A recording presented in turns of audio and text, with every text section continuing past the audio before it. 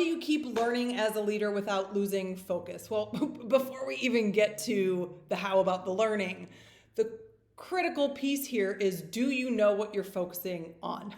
Do you have clarity? And I've made videos about this, but do you know what you're doing, why you think it's important, the things that you value, and do you have specifically directed yourself and your team in the direction that you're going? Because if so, then you have a lot more clarity about what it is that you need to learn and what it is that you can put aside for the moment. So that's the first thing, get your clarity. But then secondly, it's sort of a twofold path, right? First, what is the knowledge that I need in order to help my business continue to grow?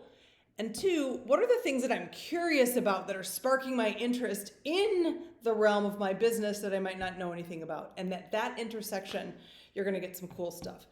But I want to bring another practice into this that a friend of mine from business school, Christopher Spikes, he's the CEO of a company called Often. It's a Brazilian women's clothing, sports clothing company. He's a total rock star. And part of the reason why he's a rock star is that he helps himself and his team keep their focus on their learning through a practice called creative self-destruction.